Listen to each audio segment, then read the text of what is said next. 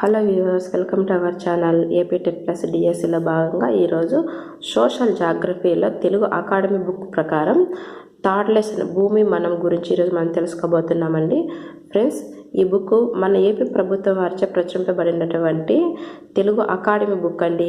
ఈ academy book నుండే ఇది వరకు జరిగినటువంటి టెట్ ఎగ్జామ్లో డైరెక్ట్ క్వశ్చన్స్ అయితే చాలా వచ్చాయి. అలాగే ఇప్పుడు జరగబోయేటటువంటి టెట్ ఎగ్జామ్ కానివ్వండి, డిఎస్సి కానివ్వండి, ఏదైనా కానీ ఈ బుక్ నుండి డైరెక్ట్ క్వశ్చన్స్ అయితే చాలా రావడానికి అవకాశాలు ఉన్నాయి. కాబట్టి స్కిప్ చేయకుండా వీడియో చూడండి. సరే అండి, మనం ఇంకా టాపిక్లోకి వెళ్ళిపోదాం. ఫస్ట్ పాయింట్, మన మానవ చరిత్రను పోలిస్తే ఒక పెద్ద పటంలోని పాలిపోయిన నీలం చుక్క మానవ జీవితం అని పేర్కొన్నది కార్ల్ సగన్. మానవ చరిత్రను పోలిస్తే ఒక పెద్ద పటంలోని పాలిపోయిన నీలం చుక్క మానవ జీవితం అని పేర్కొన్నది ఎవరు అనేసి క్వశ్చన్ రావడానికి అవకాశం ఉంది. ఎవరండి? Curl Sagan. నెక్స్ట్, పెద్ద విస్ఫోటనంతో 1371 కోట్ల సంవత్సరాల క్రితం విశ్వం ఆవిర్భవించిందని తెలిపే సిద్ధాంతమే బిగ్ బ్యాంగ్ సిద్ధాంతం. ఇక్కడ క్వశ్చన్ ఏ విధంగా అడుగుతారంటే, బిగ్ బ్యాంగ్ సిద్ధాంతం ఎన్ని కోట్ల సంవత్సరాల క్రితం ఆవిర్భవించింది? బిగ్ బ్యాంగ్ సిద్ధాంతం ఎన్ని కోట్ల సంవత్సరాల క్రితం ఆవిర్భవించింది? ఎన్ని కోట్ల సంవత్సరాల క్రితం అండి? 1371 కోట్ల సంవత్సరాల క్రితం. నెక్స్ట్, సూర్యుని చుట్టూ భూమి తిరిగే మార్గాన్ని కక్ష అంటారు. సూర్యుని చుట్టూ భూమి తిరిగే మార్గాన్ని ఏమంటారండి? కక్ష అంటారు. నెక్స్ట్, సూర్యునికి భూమికి గరిష్ట దూరం ఆన్సర్ 152 మిలియన్ కిలోమీటర్లు. 152 మిలియన్ కిలోమీటర్లు. నెక్స్ట్, ఈ గరిష్ట దూరాన్ని అపహేలి అంటారు. ఇది జూలై 4న ఏర్పడుతుంది. అంటే ఇక్కడ ఏంటంటే భూమికి సూర్యునికి మధ్య గరిష్ట దూరం ఏర్పడుతుంది కదండి. ఈ గరిష్ట దూరాన్ని అపహేలి అంటారు. ఇది జూలై 4న ఏర్పడుతుంది. నెక్స్ట్, సూర్యునికి భూమికి కనిష్ట దూరం 147 మిలియన్ కిలోమీటర్లు. ఎన్ని కిలోమీటర్లు అండి? సూర్యునికి భూమికి కనిష్ట దూరం 147 మిలియన్ కిలోమీటర్లు. నెక్స్ట్, ఈ కనిష్ట దూరాన్ని పరిహేలి అంటారు. ఇది జనవరి 3న ఏర్పడుతుంది. చూడండి, ఇక్కడ సూర్యునికి భూమికి కనిష్ట దూరాన్ని పరహేలి అంటారు. ఇది జనవరి 3న ఏర్పడుతుంది అన్నమాట. నెక్స్ట్, సూర్యునికి భూమికి సగటు దూరం 149.5 మిలియన్ కిలోమీటర్లు. నెక్స్ట్, భూ పరిభ్రమణ వేగం గంటకి 1,07,200 కిలోమీటర్లు. భూ పరిభ్రమణ వేగం ఎంతండి? గంటకి 1,07,200 కిలోమీటర్లు. నెక్స్ట్, భూమి ఆవిర్భావం 450 కోట్ల సంవత్సరాల క్రితం జరిగింది. భూమి ఆవిర్భావం 450 కోట్ల సంవత్సరాల క్రితం జరిగింది. నెక్స్ట్, భూమి అంతర్భాగాన్ని 3 పొరలుగా విభజించారు. ఎన్ని పొరలుగా విభజించారండి? భూమి అంతర్భాగాన్ని 3 పొరలుగా విభజించారు. అవేంటంటే, ఫస్ట్ వన్ భూపటలం, సెకండ్ వన్ భూప్రావారం, థర్డ్ వన్ భూకేంద్ర మండలం. నెక్స్ట్, భూపటలం 30 నుండి 100 కిలోమీటర్ల వరకు విస్తరించి ఉంది. భూపటలం ఎన్ని కిలోమీటర్లు విస్తరించిందండి? 30 నుండి 100 కిలోమీటర్ల వరకు. నెక్స్ట్, భూప్రావారం 2,900 కిలోమీటర్లకు విస్తరించింది. భూప్రావారం 2,900 కిలోమీటర్ల వరకు విస్తరించింది. నెక్స్ట్, భూకేంద్ర మండలం 2,900 కిలోమీటర్ల నుండి 6,376 కిలోమీటర్ల వరకు విస్తరించి ఉంది. భూకేంద్ర మండలం 2,900 కిలోమీటర్ల నుండి 6,376 కిలోమీటర్ల వరకు విస్తరించి ఉంది. నెక్స్ట్,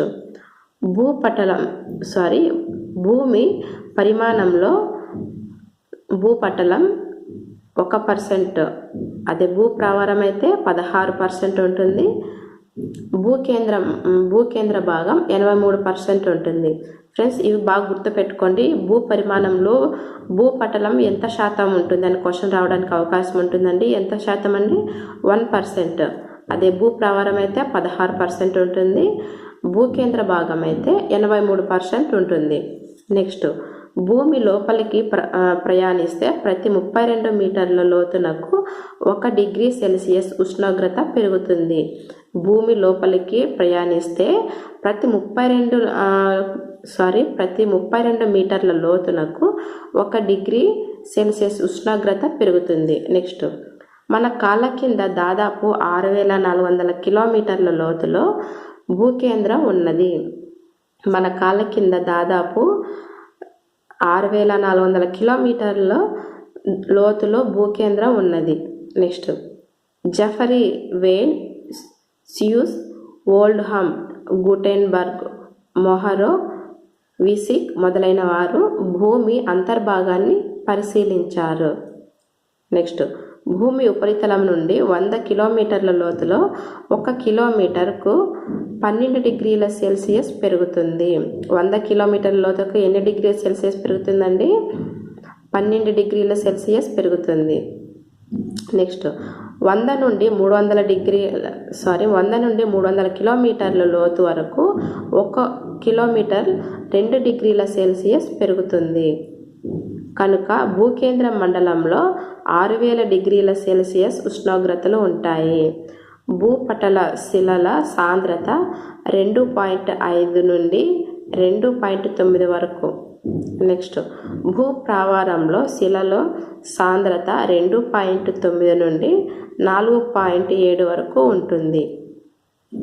బాహ్య కేంద్రంలో 11 నుండి 12 వరకు, అంతర కేంద్రంలో అయితే 17 వరకు ఉంటుంది. నెక్స్ట్, భూగోళం సగటు సాంద్రత 5.5. నెక్స్ట్, ఖండ చలన సిద్ధాంతాన్ని ప్రతిపాదించినది ఆల్ఫ్రెడ్ వీజ్నర్. ఈయన జర్మనీ దేశానికి చెందినవాడు. ఎవరంటే ఖండ చలన సిద్ధాంతాన్ని ప్రతిపాదించింది? ఆల్ఫ్రెడ్ వీజ్నర్. నెక్స్ట్, పాంజియా అంటే గ్రీకులో మొత్తం భూమి అని అర్థం. ఏంటంటే పాంజియా అంటే మొత్తం భూమి అని అర్థం. నెక్స్ట్, లాటిట్యూడ్ అనే పదం లాటిట్యూడో అనే లాటిన్ పదం నుండి వచ్చింది. నెక్స్ట్, లాంగిట్యూడ్ అనే పదం లాంగిట్యూడో అనే లాటిన్ పదం నుండి వచ్చింది. నెక్స్ట్, భూమి మీద మొత్తం 180 అక్షాంశాలు ఉన్నాయి. భూమధ్య రేఖతో కలిపి 181 అక్షాంశాలు ఉన్నాయి. నెక్స్ట్, భూమి మీద మొత్తం 360 రేఖాంశాలు ఉన్నాయి. ఎన్ని రేఖాంశాలు ఉన్నాయండి? భూమి మీద మొత్తం 360 రేఖాంశాలు ఉన్నాయి. నెక్స్ట్, 0 డిగ్రీల నుండి 180 డిగ్రీల వరకు తూర్పున ఉన్న భాగాన్ని తూర్పు అర్ధగోళం అంటారు. 0 డిగ్రీల నుండి 180 డిగ్రీల వరకు పశ్చిమాన ఉన్న భాగాన్ని పశ్చిమార్ధగోళం అంటారు. నెక్స్ట్, అక్షాంశాలను రేఖాంశాల డిగ్రీలను నిమిషాలు అంటారు. అక్షాంశాలను రేఖాంశాల డిగ్రీలను నిమిషాలు అంటారు. నెక్స్ట్, సెకండ్లుగా విభజిస్తారు. నెక్స్ట్, భూమి స్థితి 1 డిగ్రీ రేఖాంశం తిరగడానికి 4 నిమిషాల పడుతుంది. భూమి స్థితి నుండి 1 డిగ్రీ రేఖాంశం తిరగడానికి ఎన్ని నిమిషాలు పడుతుందండి? 4 నిమిషాలు పడుతుంది. నెక్స్ట్, భూగోళం అంతటా అక్షాంశానికి మధ్య దూరం 111 కిలోమీటర్లు. భూగోళం అంతటా అక్షాంశానికి మధ్య దూరం ఎంత అండి? 111 కిలోమీటర్లు. నెక్స్ట్, అక్షాంశాలను సమాంతర రేఖలని పిలుస్తారు. అక్షాంశాలను ఏమంటారండి? సమాంతర రేఖలు అని పిలుస్తారు. నెక్స్ట్, రేఖాంశాలను అర్ధవృత్తాలుగాను మెరిడియన్లు అని కూడా పిలుస్తారు. రేఖాంశాలకు ఇంకో పేరేంటండి? అర్ధవృత్తాలు మరియు మెరిడియన్లు అని కూడా పిలుస్తారు. నెక్స్ట్, రేఖాంశాలు ధ్రువాల వద్ద కలుస్తాయి కనుక అక్కడ వాటి మధ్య దూరం శూన్యం.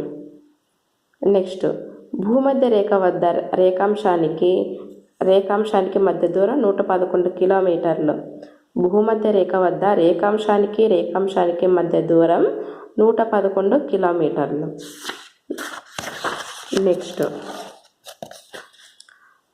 ధ్రువాల వైపు ప్రయాణిస్తే రేఖాంశాల మధ్య దూరం క్రమంగా తగ్గుతుంది.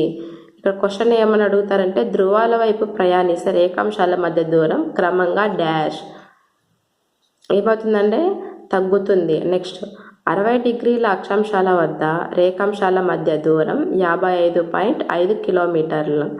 నెక్స్ట్ లేదా 34.5 మైళ్ళు. 60 డిగ్రీల అక్షాంశాల వద్ద రేఖాంశాల మధ్య దూరం 55.5 కిలోమీటర్లు లేదా 34.5 మైళ్ళు. నెక్స్ట్ మెరిడియన్ అంటే మధ్యాహ్నం అని అర్థం.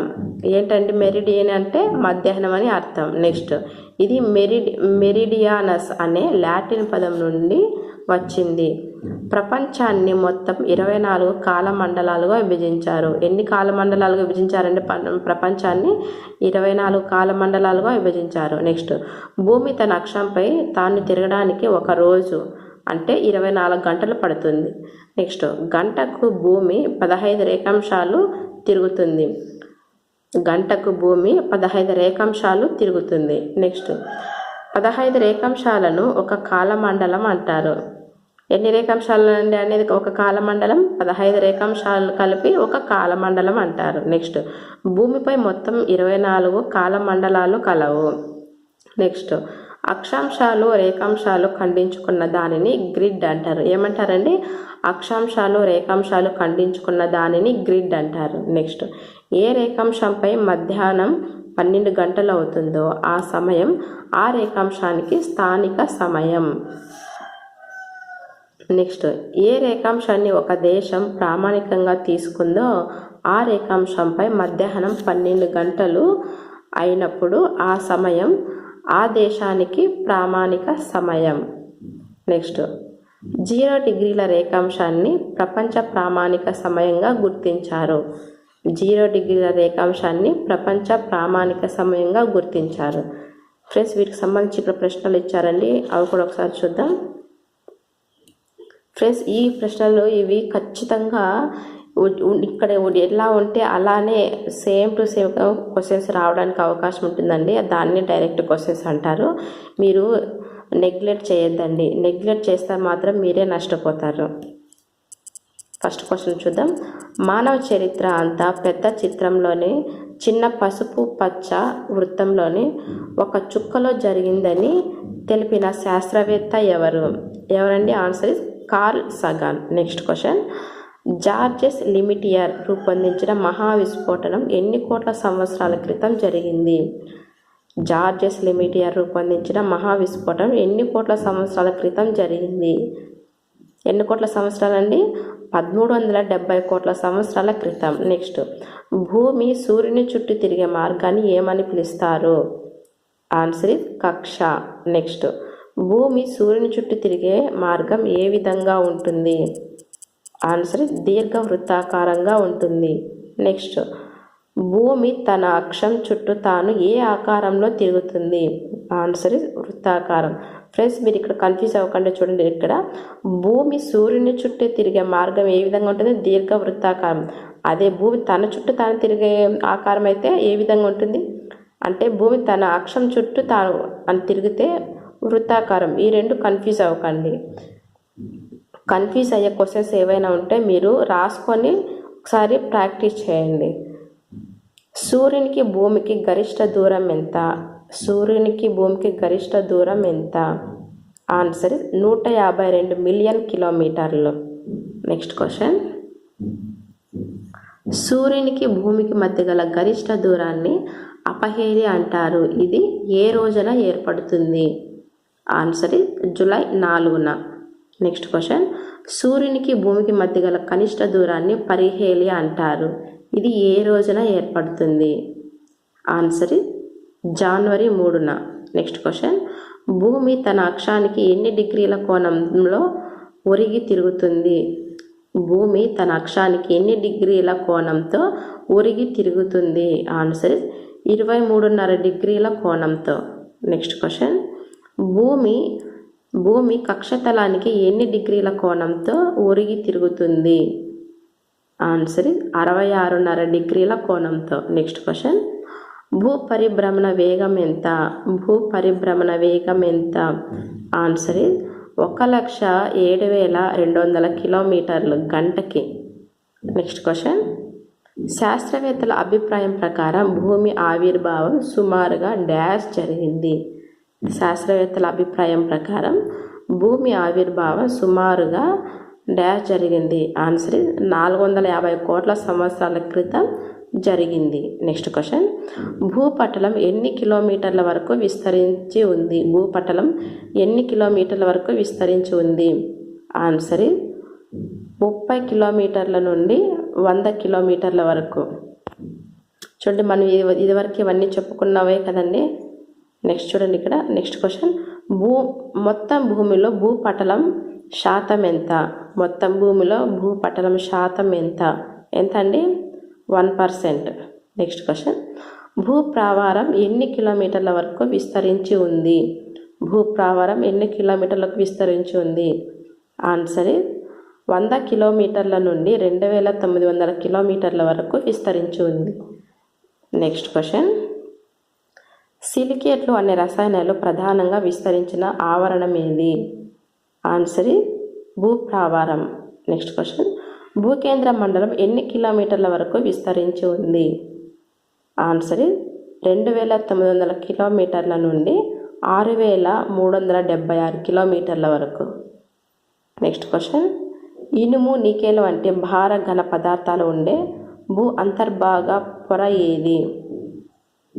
ఆన్సర్ ఆప్షన్ 3 సి భూకేంద్ర మండలం. చూడండి, ఇక్కడ భూకేంద్ర మండలంలో అయితే ఇనుము, నికెల్ వంటి భార ఘన పదార్థాలు ఉంటాయి. అదే భూ ప్రావారంలో అయితే సిలికేట్లు ఉంటాయి. కన్ఫ్యూజ్ అవ్వకండి. నెక్స్ట్ క్వశ్చన్,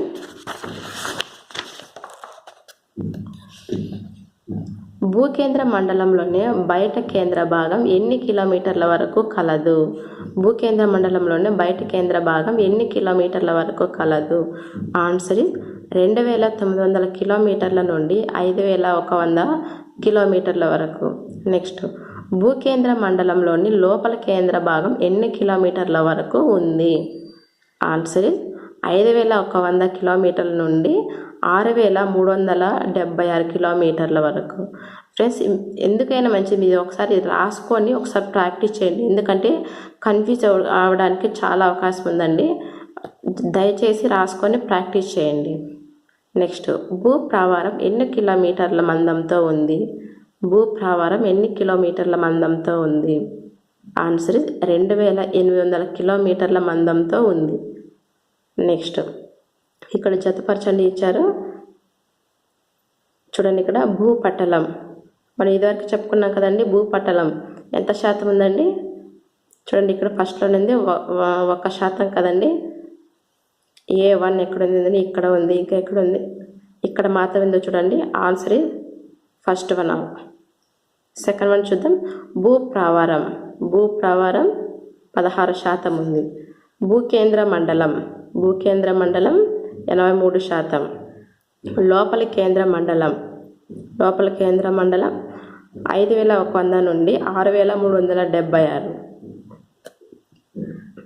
నెక్స్ట్, ఖండచలన సిద్ధాంతాన్ని జర్మనీకి చెందిన వాతావరణ భూభౌతిక శాస్త్రవేత్త రూపొందించాడు. అతని పేరేమిటి? ఖండచలన సిద్ధాంతాన్ని జర్మనీకి చెందిన వాతావరణ భూభౌతిక శాస్త్రవేత్త రూపొందించాడు. అతని పేరేమి? Answer is third one, Alfred Wegener. Next question, Pangaea అనే మహాఖండం ఎన్ని మిలియన్ల సంవత్సరాల క్రితం ఉండేది? పాంజియా అనే మహాఖండం ఎన్ని మిలియన్ల సంవత్సరాల క్రితం ఉండేది? ఆన్సర్ 220 మిలియన్ సంవత్సరాల క్రితం ఉండేది. 220 మిలియన్ సంవత్సరాల క్రితం ఉండేది Pangaea మహాఖండం.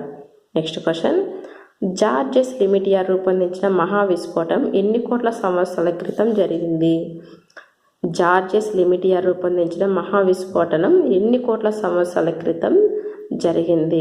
Answer is fourth one, 1570 కోట్ల సంవత్సరాల క్రితం. నెక్స్ట్ క్వశ్చన్, కింది వాటిలో ఖండచలన సిద్ధాంతం అంశాలలో సరిగా లేని అంశం ఏది? ఖండచలన సిద్ధాంత అంశాలు సరిగా లేని అంశం అంటే ఇక్కడ లేనిది అడిగారు. అబ్జర్వ్ చేయండి.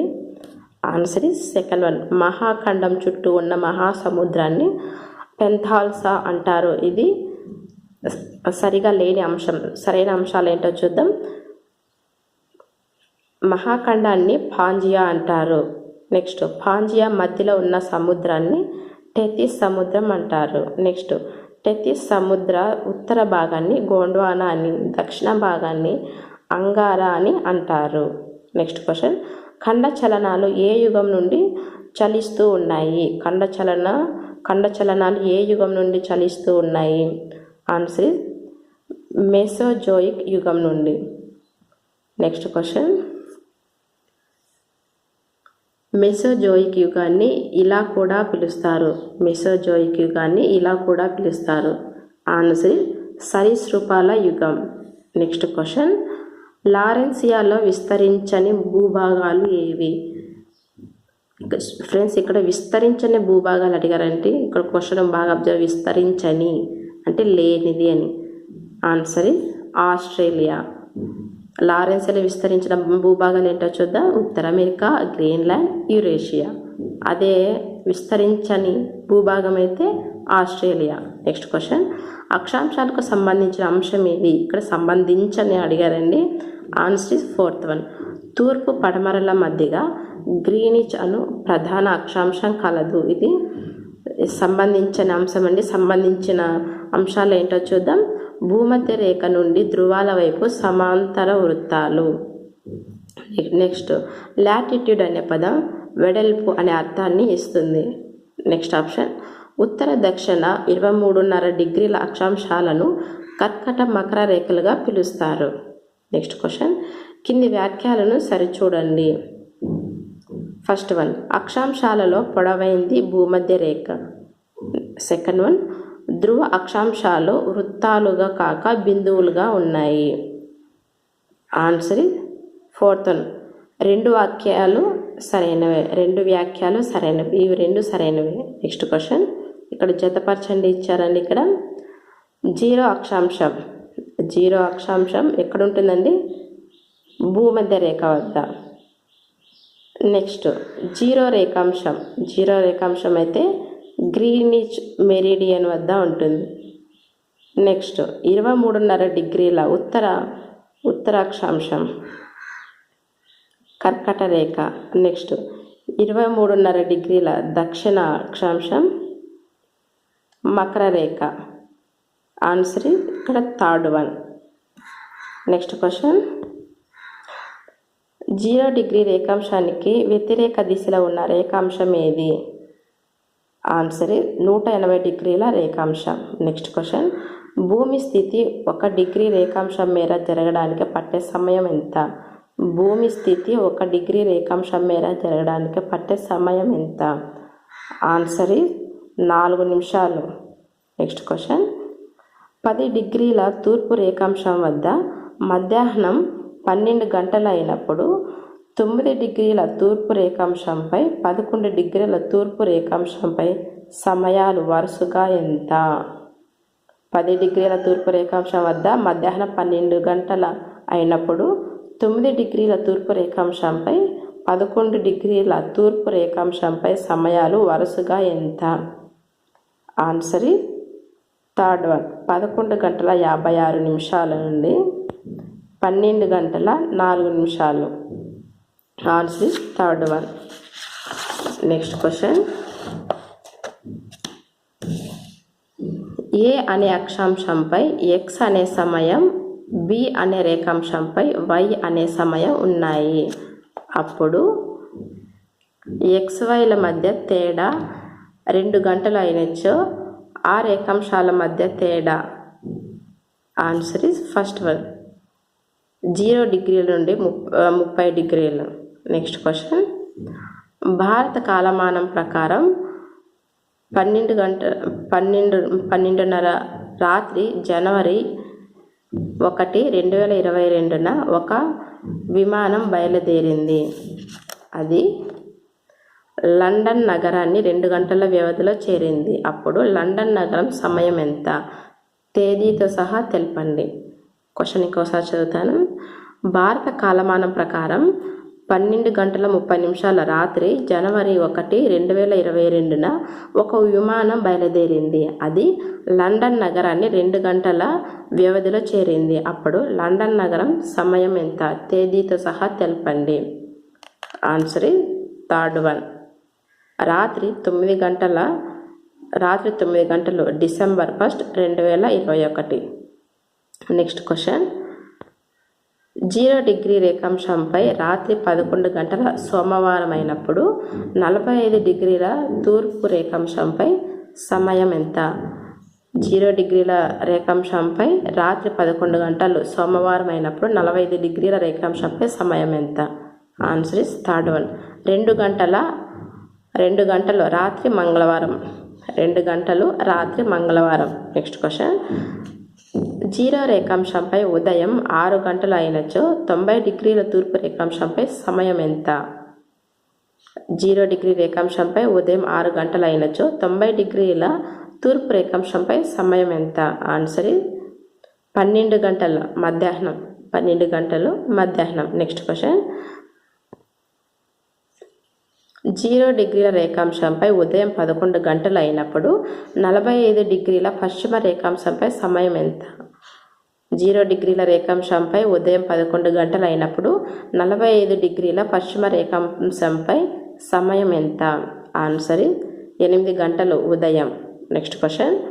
0 డిగ్రీల రేఖాంశంపై సోమవారం మధ్యాహ్నం అయినప్పుడు క్రింది వాటిలో సరిలేని అంశం గుర్తించండి. ఇక్కడ సరిలేని అంశం అడిగారండి. ఇక్కడ answer is third one.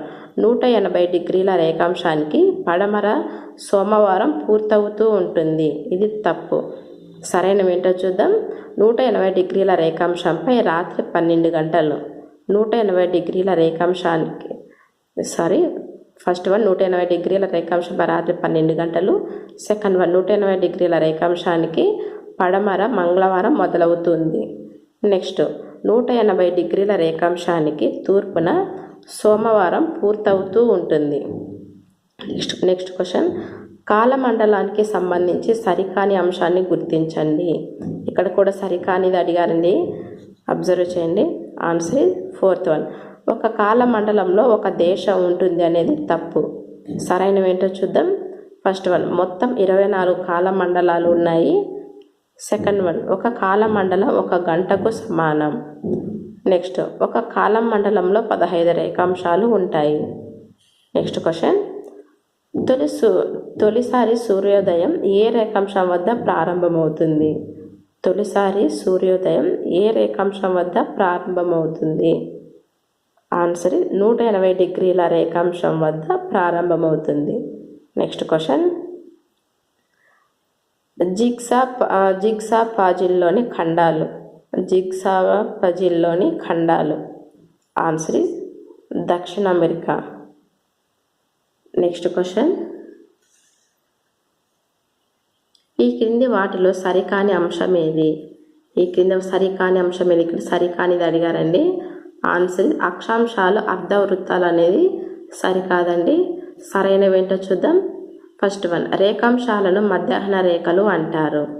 Second one అక్షాంశాలను సమాంతర రేఖలు అంటారు. నెక్స్ట్ రేఖాంశాలు అర్ధవృత్తాలు. చూడండి ఇక్కడ ఇచ్చారు కదండి. రేఖాంశాలు అర్ధవృత్తాలు, అక్షాంశాలు అర్ధవృత్తాలు కాదు. ఇది తప్పు. Next question. లారెన్సియాలో లేని భూభాగాన్ని క్రింది వాటిలో గుర్తించండి. లారెన్సియాలో లేని భూభాగాన్ని క్రింది వాటిలో గుర్తించండి. లేని భూభాగం అడిగారండి. ఇక్కడ లేనిది థర్డ్ వన్ ఆస్ట్రేలియా అనేది లేదు లారెన్సియాలో ఉన్న భూభాగాలు ఏంటో చూద్దాం. ఫస్ట్ వన్ ఉత్తర America, second one Greenland, next Eurasia. Next question చూద్దాం. భూమి సగటు సాంద్రత ఎంత? భూమి సగటు సాంద్రత ఆన్సర్ ఇస్ ఫోర్త్ వన్ 5.5 గ్రాములు ఘన సెంటీమీటర్. Next question. లోతునకు ప్రయాణిస్తే ప్రతి 32 మీటర్ల లోతునకు ఎన్ని డిగ్రీల ఉష్ణోగ్రత పెరుగుతుంది? Answer 1 degree Celsius. Next question.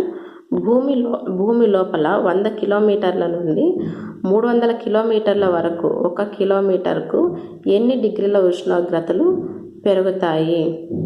Answer is fourth one ప్రతి 1 కిలోమీటర్లకి 2 డిగ్రీల సెల్సియస్ పెరుగుతుంది. Next question. భూమి ఉపరితలం నుండి 10 కిలోమీటర్ల లోతు వరకు 1 కిలోమీటర్ లోతునకు ఎన్ని డిగ్రీల సెల్సియస్ ఉష్ణోగ్రతలు పెరుగుతాయి? ఆన్సర్ ప్రతి 1 కిలోమీటర్కి 12 డిగ్రీల సెల్సియస్ పెరుగుతాయి. ఫ్రెండ్స్, ఇక్కడ ఆన్సర్స్ కూడా ఇచ్చారండి, అవి కూడా ఒకసారి చూడండి. ఫ్రెండ్స్, వీడియో అయితే చూసారు కదండి. చూసిన ప్రతి ఒక్కరూ లైక్ చేయండి. మీరు లైక్ చేయడం వల్ల ఈ వీడియో మరింత మందికి చేరువవుతుందండి. అలాగే నాకు కూడా కొంచెం బూస్ట్ అయినట్టు ఉంటుంది. ఖచ్చితంగా లైక్ చేయడం మాత్రం మర్చిపోకండి. అలాగే నేను దీనికంటే ముందు ఇంకా 2 లెసన్స్ కూడా నేను వీడియో అయితే చేశానండి, అవి కూడా చూడండి. అవి చూసిన తర్వాత ఇది చూస్తే మీకు కొంచెం చాలా యూస్ఫుల్గా ఉంటుంది. ఇది వరకు చేశానండి. చూడండి, ఇది సెకండ్ లెసన్.